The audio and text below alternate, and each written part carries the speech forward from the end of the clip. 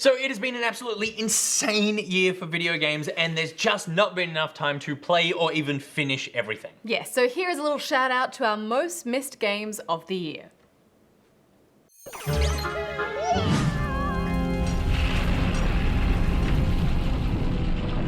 So we've each picked 3 games from the year we either haven't played or haven't finished and just feel racking guilt about. Steph, what's your number 1?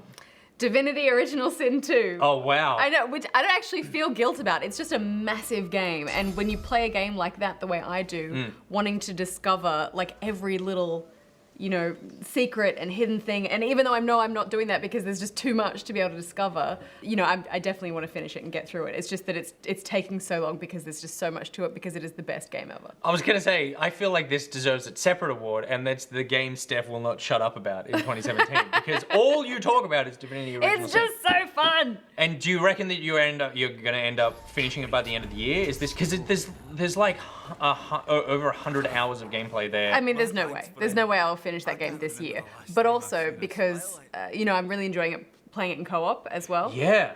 So, are you doing the Dungeons and Dragons creator mode thing, or are you just playing in the co-op mode? Well, here's the thing. I mean, I've played through just the co-op mode, as in it was my game, and I've got a bunch of the NPC characters in my party, and I've had players that have been coming in and just taking over those characters. But I'm having such fun with them. I'm like, hey guys, how do you feel about starting this all over again? We each create our characters and we just do the whole thing from scratch, but like everyone is their own person. You're thinking about starting the whole thing again? Yeah.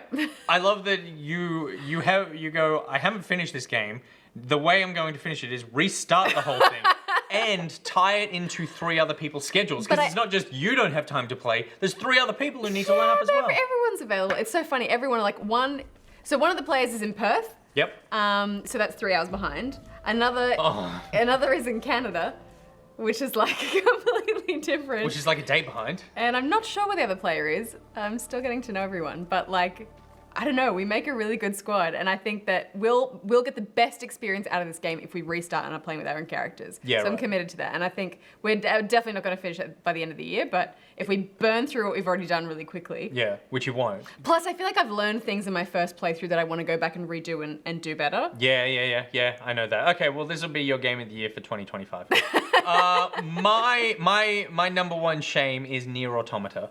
This is a game that so many people love, so many people are talking about. So true. I haven't touched it, but it's a game of the year for a lot of people. See, the interesting thing about this, right? So I've put in about, I think I've put 15 hours or so in. I think I know I'm in my 2nd run through. This is one of those games, so you're thinking about restarting Divinity to experience the whole thing from scratch. In Nier, part of the game is constantly restarting, of course. You keep playing through. So how many times have you, and how long is a playthrough? So the first playthrough is the longest one. The first playthrough, I think it took me 10 to 12 hours or something. Right. I did a fair few amount of side quests and that sort of thing. My numbers could be wrong because it's been spread out over the last sort of 6 months, and I've had a baby in that time. I lose track.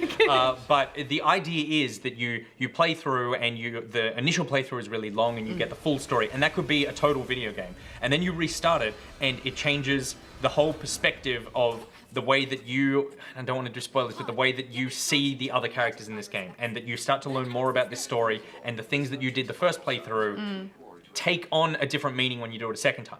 And then you do it a 3rd time, and a 4th time, and a 5th time, and I think there's something like 27 endings. And it gets to the point where you can burn through like an ending in 15 minutes or something. Sure, yeah, right. But it is one of these games that I have to finish. I'm loving so much. It's already blowing my mind, but so many people are going, Nick, you need to finish this because we need to talk about all these different endings. And I love games that do really interesting things. What's good about it? I mean, that's a cool concept. So sure, I don't think there's anything about it that you would like. That's my feeling. Judging it completely superficially on a surface level, it looks like a short-skirted girl who fights like Bayonetta a little bit. Kind of, yeah. And the combat is fine. It's very button mashy, but it's quite grindy. Sounds awesome, Nick. The really interesting thing that it does is it's all about what it does with video game narrative that makes you think about, and I don't want to give away too many spoilers, but like I guess it's like think about the things that you kill in video games now reframe what you're doing in a video game to turn yourself into someone who questions what you're doing. That's so confusing, but I love when games make you think about the way that you play games. So is it like what was that little indie game that you play through a bunch of times and then you start... Undertale. Is it like Undertale? Yeah, it's doing Undertale shit. Right. Yeah. But I don't think it's at all for you. I think I will finish it at some point, I would say in the next 6 months, and then I will tell you the ending. And you'll go, oh, that doesn't sound like it was worth a year's work. And then we'll be happy. We'll be happy like that. What's your number 2? Horizon Zero Dawn and the Frozen Wilds. Yeah. So I came super close to finishing Horizon Zero Dawn, playing it at the beginning of the year, but then we kind of started production on the show and things got, crazy. Kind of crazy. Yeah. And now they brought out this incredible DLC that I really, really want to play. And the DLC is really only, you can start playing it from once you've reached about a third of the way through the game. It's Level 30 or something? Yeah, like it's around the Banuk tribe, and that quest you hit sort of fairly early on. However, the way that I like to play things, I wouldn't say that I have OCD, but I am OCD about certain things. I want to finish the game before I do the DLC. I'm the same. I don't like picking up DLC. Just feels like you're going backwards and like... For my reasoning for that is that I feel like, obviously DLC is usually worked on at the same time as the game is being worked on. They're starting prep for that. But I feel like that DLC comes after, and that a lot of DLC benefits from lessons that they've learned through the production of the full game and that the reception of the full game. So sometimes you can, like Fallout is a great example of this, right? Where all the Fallout DLC I'm generally more interested in than the main game because it's a more concentrated story. It's like a very self-contained thing, and I feel like they take lessons from what they've learned from the reception of the main game and applied it to that. So when you incorporate that into your playthrough, it's like this big glaring change, and then you're back into the actual story. For me, it's more that just like, okay, if you're cleaning your house, you're like, I'm gonna clean the kitchen, and then halfway through cleaning the kitchen, you're like, you know what, I'm gonna clean the bathroom. It's like, no, you finish cleaning the kitchen first, and then it's done, and then you move that out of your mental thinking space, and then you do the next task. But does your metaphor not, isn't it that you still need to clean every room in the house, so the bathroom is just like one of those rooms that you get to? It's like if you're cleaning the apartment and then you go, oh, I'm going to clean the garage. Yeah, but you leave the whole thing. You don't stop halfway through one thing to do something else and then go back to doing that original thing. Yeah. Is what I'm saying. Well, if you're me... Maybe it was a bad analogy. I think it was a pretty bad analogy. But if you're me, you don't even finish cleaning the kitchen because that game is on my pile of shame. And it's not even really on my pile of shame. It's on my pile of, I don't know what everyone sees in this game. And I've started playing it again, and I'm trying to figure out what it is that everyone loves about it, and I don't find the acting great. I think the story's really dumb. I think that the characters are really shallow and uninteresting. The story is dumb. I get what you mean in the sense that as an open world game, there is a lot about sort of the battles that feel very familiar. Yeah. And you kind of end up doing a lot of the same stuff over and over. But I think like Aloy as a character is really cool, and I think the society that they've built is really cool, and the overarching story is really interesting. Yeah. Maybe you just need to play a bit more of it. Well, that's what I'm trying. I am trying to get through. But I have my own games to get through. So number 2, another game of mine that you will not play is Persona 5. That, again... Oh, what's that face? So, like, I really... Like, this is... Of all of the weird shit games that you like, this is the one... Wait. Weird shit or weird comma shit? Or both? Both. Okay. This is the one that I'm most curious about, but I did give it a go. And when I say give it a go, I mean I played about an hour of it and was like, what the fuck? This is like stupid.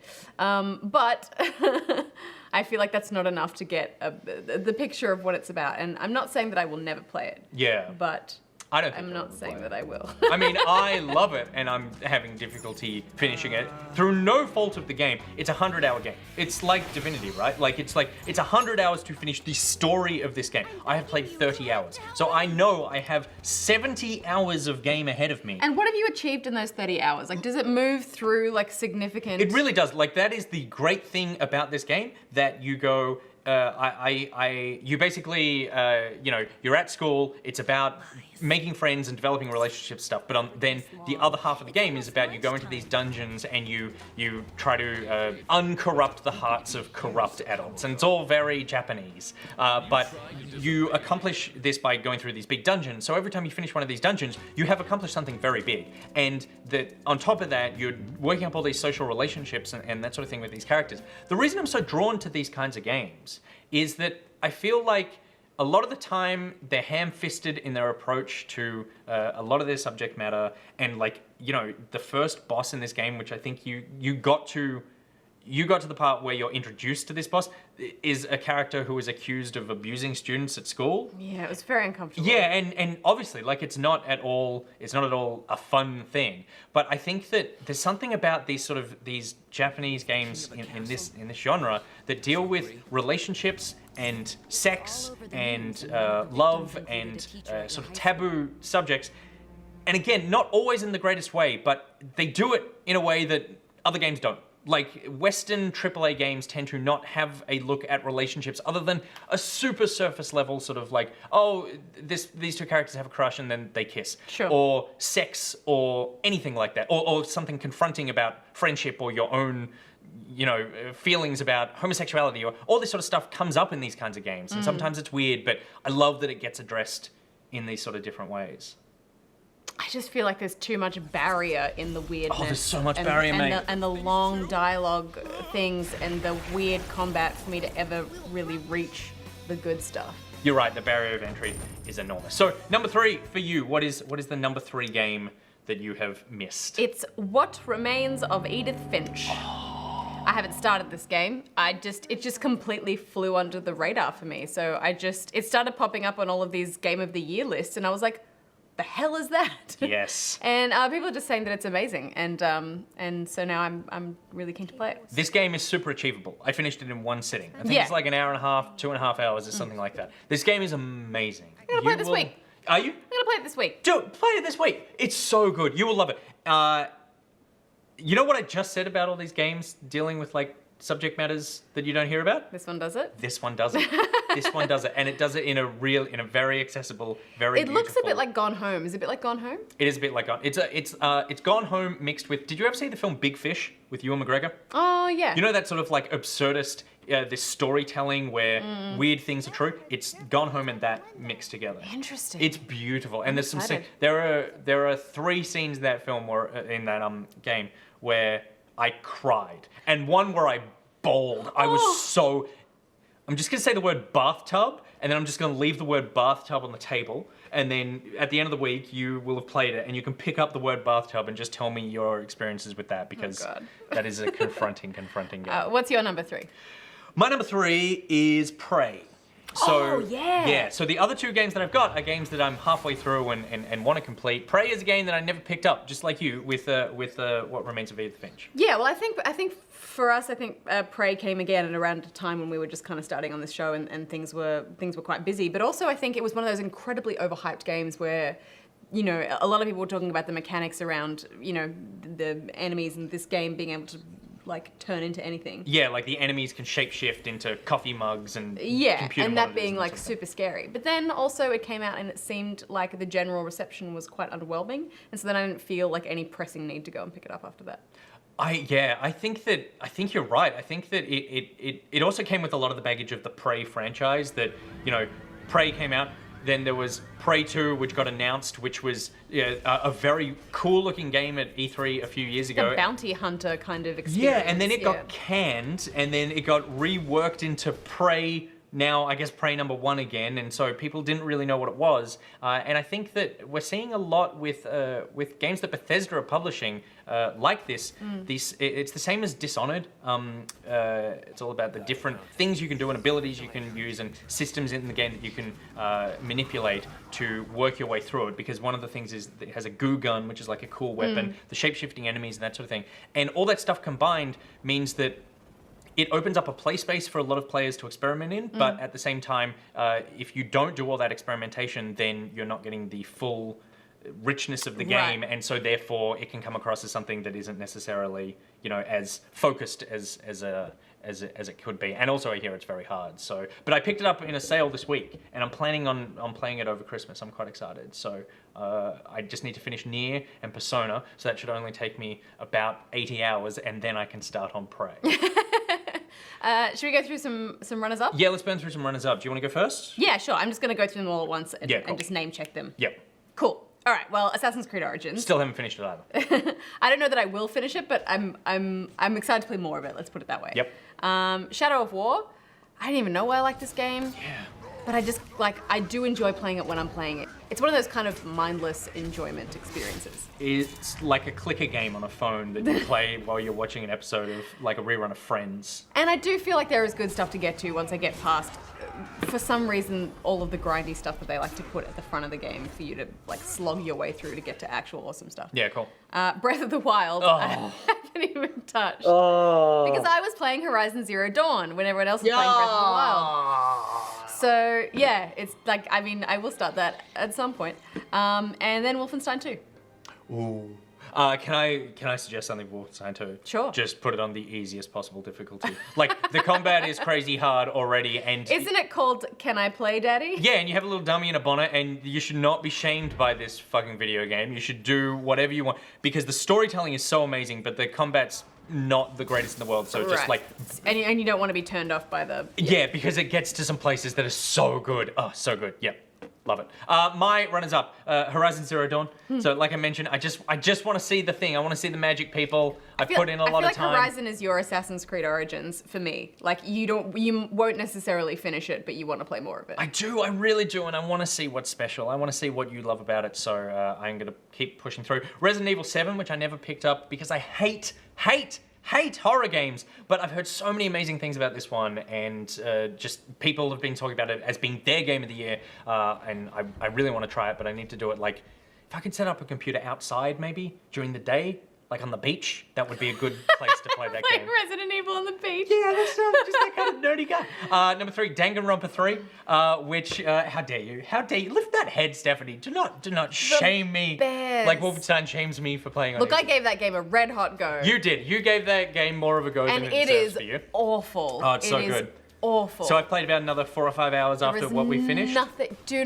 Don't even. So I just need to finish that one. And then my last runner-up is Mario and Rabbids Kingdom Battle, which I still haven't finished, but I love that game so much. It's the reason I haven't finished it, I kept playing it every time I traveled everywhere, and I did a lot of traveling, and I played a lot of the game, and then I haven't traveled in the last like month and a half. You can only play that game while you're traveling? There's some sort of weird DLC microtransaction lock on it that I need to. I can only pay $2 when I'm in a plane. So where are you gonna go? Play it. I'm gonna have to fly somewhere. So or just catch the bus around Sydney, different places. That's not a bad idea. It'll end up being the most expensive game of the year just because of the travel I need to put into it.